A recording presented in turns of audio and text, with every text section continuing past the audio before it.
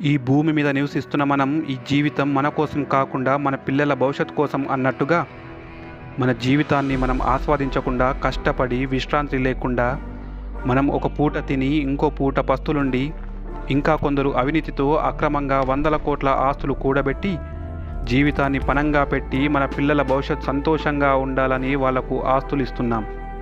కానీ వాళ్లకు కావాల్సింది ఆస్తులు కాదు, చక్కటి ఆరోగ్యకరమైన జీవితం అని గ్రహించాలి. మన పిల్లలు సుఖంగా ఆరోగ్యంగా ఉండాలంటే డబ్బు మాత్రమే ప్రాధాన్యంగా కాకుండా ప్రకృతిని కాపాడి ఆస్తిగా ఇవ్వాలి. మన పిల్లలు ఆక్సిజన్ మాస్క్ వేసుకొని హాస్పిటల్లో కొన్ని క్షణాలు ఉంటేనే మనం తట్టుకోలేము. అలాంటిది జీవితాంతం ఆక్సిజన్ మాస్క్ లేకుండా బయటకు రాలేని పరిస్థితిని మనం తీసుకొని రాకూడదు. దయచేసి ప్రకృతికి హాని కలిగించే పనులకు సపోర్ట్ చేయకుండా సామాన్య ప్రజలైనా, ముఖ్యంగా అధికారులు, వ్యాపారవేత్తలు, రాజకీయ నాయకులు మీ వంతు బాధ్యతాయుతంగా ఉంటారని కోరుకుంటున్నాను. కలియుగ రాజ్యానికి స్వాగతం.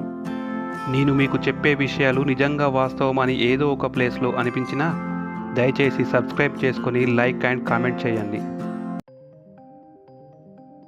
ప్రభుత్వం పర్యావరణ పరిరక్షణ కోసం ఎన్ని మొక్కలు నాటినా ఎందుకు ఫలితం కనిపించడం లేదు? మొక్కల పెంపకంలో మెరుగైన ఫలితాలు కనిపించాలంటే ఎలాంటి చర్యలు తీసుకోవాలో మన నారదునితో కలిసి చర్చిద్దాం. నారద, మన రాజ్యంలో అడవుల పెంపకానికి ప్రభుత్వం ఎంతగానో కష్టపడి పనిచేస్తుంది, కానీ ఫలితం కనిపించడం లేదు. పరిస్థితులు ఇలానే ఉంటే భవిష్యత్తులో మరిన్ని కష్టాలు వస్తాయి. వివిధ పథకాల ద్వారా రాజ్యంలో ప్రతి సంవత్సరం మొక్కలు నాటుతున్నాం. పచ్చదనం, పరిశుభ్రం, స్వచ్ఛ భారత్, హరితహారం, ఇప్పుడు వన మహోత్సవం, ఇలా చాలా రకాలుగా అడవులు పెంచే ప్రయత్నాలు చేస్తున్నాం, కానీ సరైన ఫలితం కనిపించడం లేదు. వీటి కోసం వందల కోట్లు ఖర్చు చేస్తున్నాం. అంతేకాకుండా ప్రతి 2 గ్రామాలకు ఒక నర్సరీ చొప్పున రాష్ట్ర వ్యాప్తంగా దాదాపుగా 4,000కు పైగా నర్సరీలు ఏర్పాటు చేశాం. కేవలం ఒకే రకం చెట్లు కాకుండా నీడనిచ్చే చెట్లు, పండ్ల చెట్లు, పూల చెట్లు, ఔషధ మొక్కలు, ఇలా రకరకాల మొక్కలు నాటుతున్నాం. కేవలం అటవీ ప్రాంతంలోనే కాకుండా అన్ని రహదారులకు ఇరువైపులా, విద్యాలయాల్లో, పోలీస్ ప్రాంగణాల్లో, మార్కెట్ యార్డుల్లో, వ్యవసాయ క్షేత్రాల్లో, శ్మశాన వాటికలు, గ్రేవ్ యార్డులో, పారిశ్రామిక వాడల్లో, అన్ని ప్రభుత్వ కార్యాలయాల్లో, రైల్వే స్టేషన్లు, బస్టాండ్లు, విమానాశ్రయాల్లో, ఇలా ఎక్కడ ఖాళీ స్థలం ఉంటే అక్కడ మొక్కలు నాటుతున్నాం. ప్రభుత్వ రంగ సంస్థలైన ఆర్టీసీ, సింగరేణి, విద్యుత్ శాఖలు, పాఠశాల విద్యార్థులు, స్వచ్ఛంద సంస్థలు, యువజన సంఘాలు, డ్వాక్రా మహిళలతో సహా అందరూ ఈ కార్యక్రమంలో పాల్గొంటున్నారు. గత 10 సంవత్సరాలలో దాదాపుగా 250 కోట్లకు పైగా ప్రభుత్వం మొక్కలు నాటింది. కానీ ఇందులో సగానికి పైగా మొక్కలు మనుగడలో లేవు. వందల కోట్లు ఖర్చు చేసి నాటిన మొక్కలు ఇప్పుడు కనిపించడం లేదు. కారణాలేంటి, ఎలాంటి చర్యలు తీసుకోవాలో అర్థం కావడం లేదు. మొక్కలను కాపాడుకునే మార్గమే లేదా నారదా? అప్పుడు నారదుడు, ఖచ్చితంగా మంచి మార్గం ఉంటుంది మహారాజా. ప్రజలు, ప్రభుత్వాలు సమన్వయంతో పనిచేస్తే ఎంతటి కఠినమైన లక్ష్యాన్నైనా ఛేదించవచ్చు. ప్రకృతి మనుగడకు ఎంతో అవసరమైన చెట్లు పెంచే అద్భుతమైన పథకానికి అధికారులు తూట్లు పొడుస్తున్నారు. ప్రభుత్వం నాటిన మొక్కలు పచ్చని చెట్లతో కలకలలాడాల్సిన ప్రాంతం బీడు భూములను తలపిస్తున్నాయి. కానీ మొక్కలు మొలవకున్న అధికారులకు మాత్రం ఈ పథకం బాగానే ఉపయోగపడుతుందనే ఆరోపణలు వినిపిస్తున్నాయి. సంరక్షణ చేస్తున్నామని నిధులు మింగుతున్నారనే ఆరోపణలున్నాయి. అధికారుల ధనదాహాన్ని తీర్చుతున్న ప్రభుత్వ పథకాల ద్వారా మొక్కలు బ్రతకకున్న వాటి పేరుతో పెద్ద ఎత్తున నిధులు స్వాహా చేస్తున్నట్లు ఆరోపణలు వినిపిస్తున్నాయి. చాలా ప్రాంతాల్లో మొక్కలు నాటిన జాడే లేదు, కానీ పెంపకం, సంరక్షణ పేరుతో కోట్ల రూపాయలు దండుకున్నట్లు ఆరోపణలున్నాయి. కొన్ని ప్రాంతాల్లో ప్రభుత్వ పథకాలతో నాటిన మొక్కలు 10% కూడా లేవు. సర్కార్ ప్రతిష్టాత్మకమైన పథకానికి తూట్లు పొడుస్తున్నట్లు రాజకీయ, ప్రభుత్వ అధికారులపై చర్యలు తీసుకోవాలని ప్రజలు కోరుకుంటున్నారు. చెట్లు పెంచే కార్యక్రమంలో మొక్కుబడిగా ఏదో ఒక మొక్కలు నాటకుండా దీర్ఘకాలిక ప్రయోజనాలను దృష్టిలో ఉంచుకొని ఆయా ప్రాంతాల అవసరాలకు అనుగుణంగా మొక్కలను నాటి వాటిని నిబద్ధతతో సంరక్షించి వాటి ప్రయోజనాలను సమాజానికి అందేలా చూడాలి. పట్టణాల్లో రోడ్డుకి ఇరువైపులా జనాల రద్దీ ఎక్కువగా ఉండే ప్రాంతాల్లో చెట్లు నాటడం వృధా ప్రయత్నం. ఎందుకంటే జనాభా పెరగడం వల్లనో, రోడ్ల విస్తరణ భాగంలోనో చెట్లు నాటిన 2-3 సంవత్సరాల్లోనే మళ్ళీ తొలగించే అవకాశాలు ఎక్కువగా ఉంటాయి. అందుకని పట్టణాల్లో కొంత భాగానికి లెక్కన పార్కులు ఏర్పాటు చేసి వాటిలో చెట్లు నాటాలి. పార్కుల కోసం కేటాయించేంత స్థలం ఎక్కడ ఉంది అంటారా? అవును, మనకు పార్కుల కోసం ప్లేస్ ఉండదు, కానీ పార్టీ ఆఫీసులు కట్టుకోవడానికి ఎన్ని ఎకరాలైనా ఉంటుంది. కానీ పట్టణాల్లో పెద్ద పెద్ద పార్కులు లాంటివి ఏర్పాటు చేయడం వల్ల నగరాల్లో కొంతవరకైనా కాలుష్యాన్ని తగ్గించిన వాళ్ళం అవుతాం. రోజు నగరాల్లో చనిపోతున్న వారిలో ప్రతి 100 మందిలో 5 చెడుగాలి పీల్చడం వల్లనే చనిపోతున్నారు. అంతేకాకుండా గ్రామాల్లో, ప్రభుత్వ స్థలాల్లో కూడా అడవులు సృష్టించాలి. చెట్లను నరికివేయడం పూర్తిగా తగ్గించాలి. ఇంటి నిర్మాణం, నిత్యావసరాల కోసం కట్టెను ఉపయోగిస్తున్నాం. ఇలా కట్టెలకు బదులుగా ప్రత్యామ్నాయ మార్గాలను వెతుకుంటే అడవులను కాపాడిన వాళ్ళం అవుతాం. ఫారెస్ట్ అధికారులు ఆఫీసులు టౌన్లో కాకుండా ఫారెస్ట్ ఉన్న దగ్గరే ఏర్పాటు చేయాలి. కనీసం మండలానికి ఒకటి అయినా లేక ఎక్కువ విస్తీర్ణంలో ఉన్న అడవిలోనైనా ఏర్పాటు చేయాలి.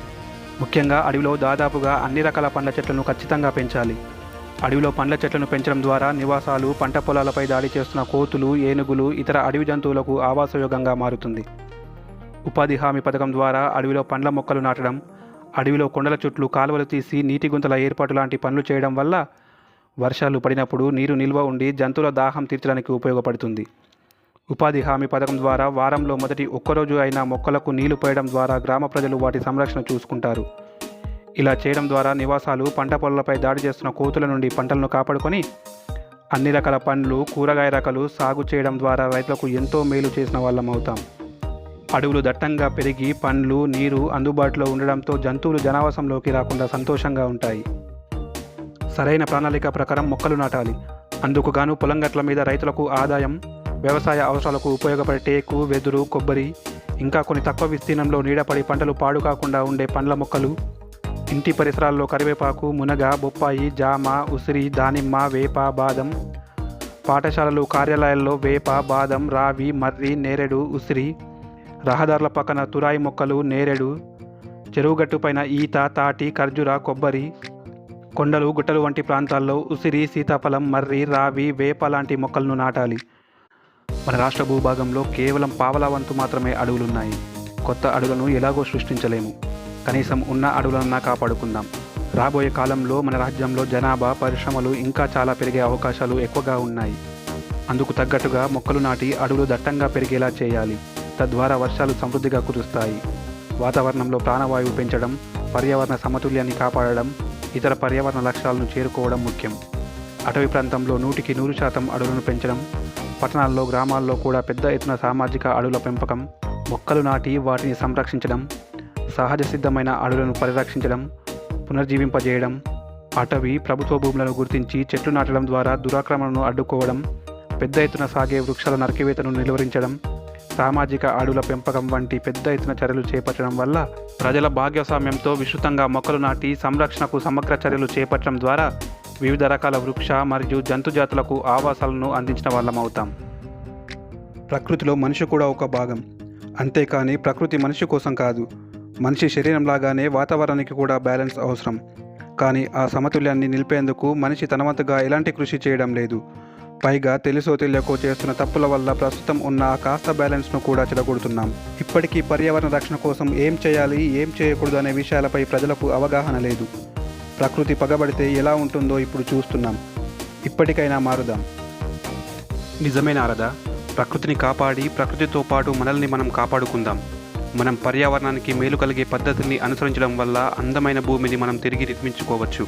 భావితరాలకు కూడా చక్కటి భూమిని అందించిన వాళ్ళం అవుతాం.